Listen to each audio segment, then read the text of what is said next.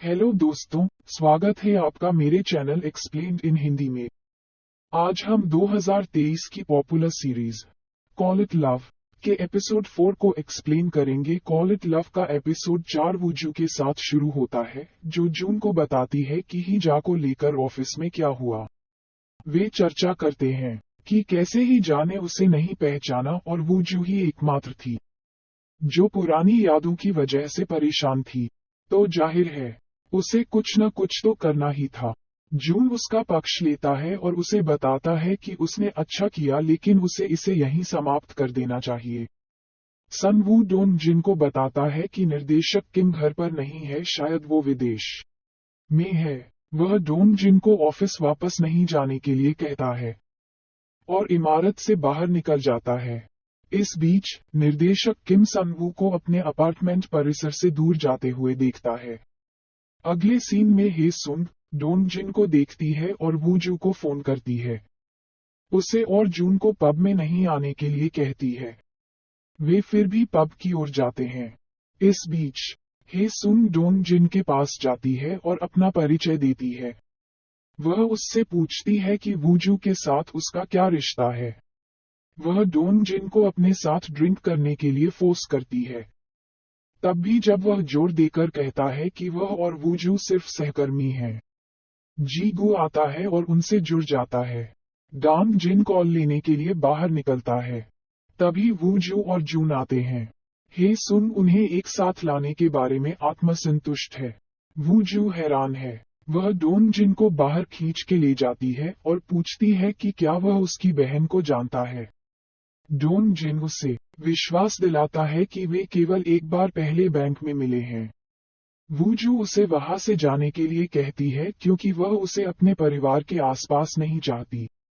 Dong जिन क्रोधित होने लगता है और पूछता है कि क्या उसे ये कहने में मजा आता है जो भी उसके मन में हो, भले ही इससे किसी को ठेस पहुंचे। फिर वह वहां से गुस्से में चला जाता है। दूसरी तरफ हे सुंग और जून उसके द्वारा घटिया पुरुषों को डेट करने की उसकी प्रवृत्ति के बारे में लड़ते हैं। जून दावा करता है कि उसने हर बार उसे सहारा दिया था घर पर डिनर करते समय। वूजू स्पष्ट करती है कि उसके और डोंग जिन के बीच कुछ भी नहीं चल रहा है। हे सुंग वूजू को बताती है कि वह उसके बगल में सुंदर लग रही थी। वह वूजू को कम से कम उसके साथ डेटिंग करने के लिए कहती है। वह बताती है कि डोंग जिन जाने वाला था, लेकिन जब उसने सुना कि वूजू भी आ रही है तो वह रुक गया।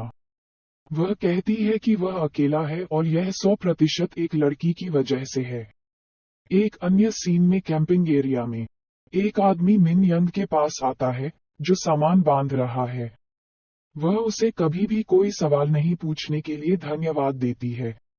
वह आदमी उसे सिर्फ डोंग जिन से मिलने और उससे छिपना बंद करने के लिए कहता है।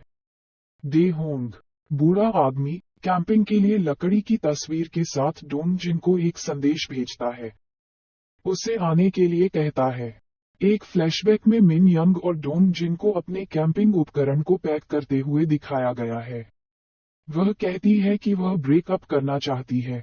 डोंग जिन उसे घर पर इस बारे में बात करने के लिए कहता है, अन्यथा वह फिर कभी भी कैंपिंग करने में सक्षम नहीं होगा।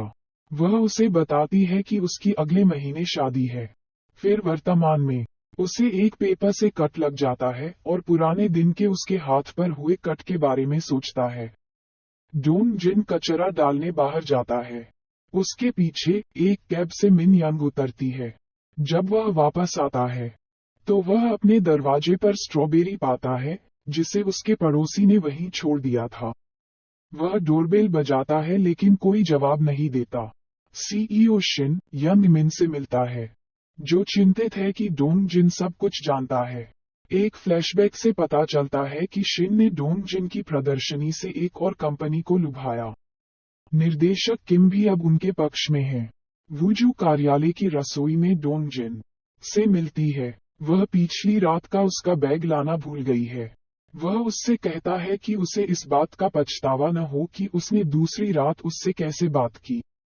सन वू निर्देशक किम को देखने जाता है और उसे उसकी कार में बैठते हुए देखता है। किम उसे अनुबंध भूल जाने और डोंग जिन से माफी मांगने के लिए कहता है। अगले सीन में हे सुंग तब तक प्रतीक्षा करती है जब तक कि सुरक्षा गार्ड सूहो ब्रेक के लिए बाहर नहीं आ जाता।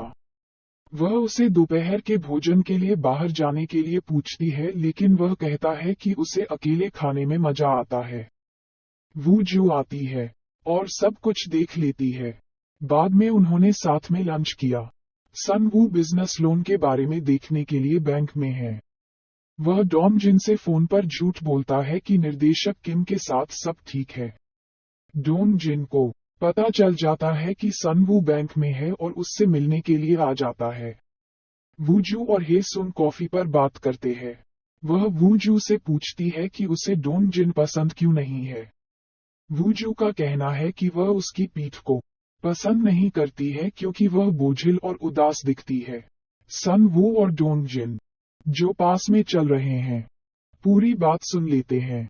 डोंग जिन का कहना है कि उनका इरादा छिपकर बातें सुनना नहीं था, लेकिन वूजू को परवाह नहीं है कि वह जानता है और वह वहां से चली जाती है।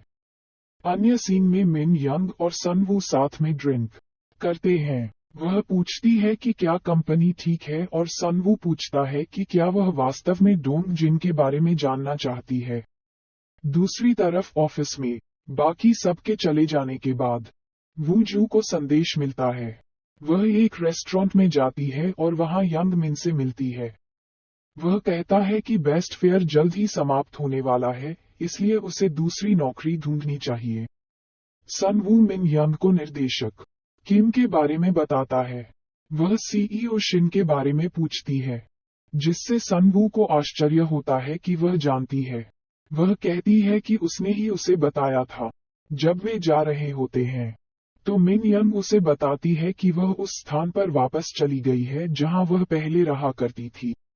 सन वू उसे फिर वहां छोड़ देता है और उससे पूछता है कि वह अचानक वापस क्यों आई।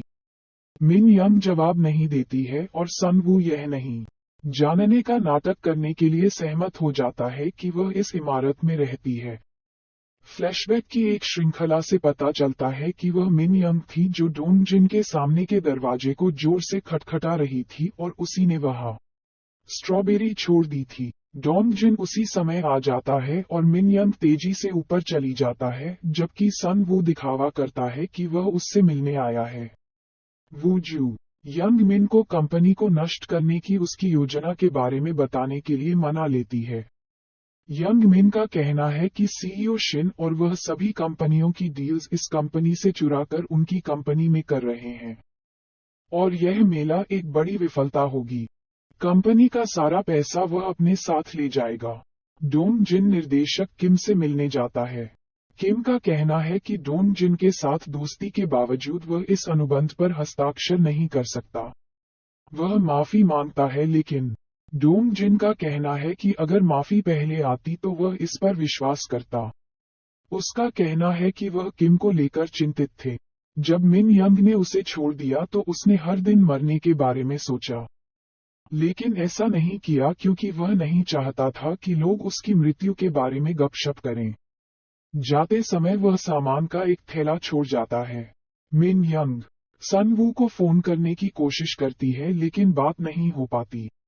वह सीईओ शिन के साथ अपनी हाल की मुलाकात के बारे में सोचती है, जहां उसने अपनी रणनीति और इस तथ्य का खुलासा किया कि निर्देशक किम अब उनके साथ काम कर रहे हैं। फिर वह डोंग जिन के ऑफिस पर चली जाती है।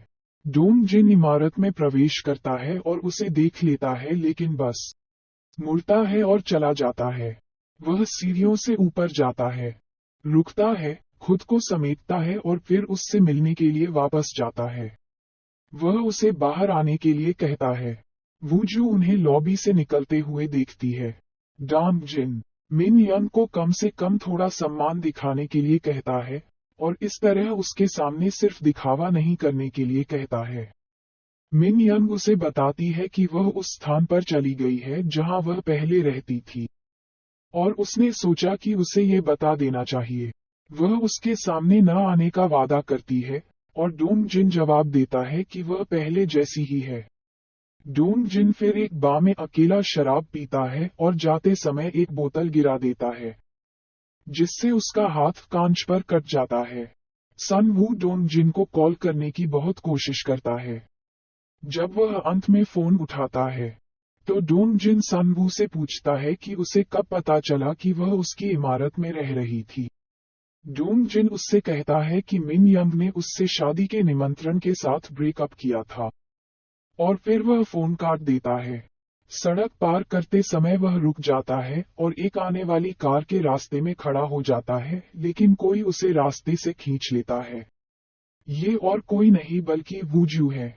वह उससे पूछती है कि उसके साथ क्या हुआ है और उसे कंधे पर धक्का मारने के लिए जाती है, लेकिन वह उसका हाथ बीच में ही पकड़ लेता है।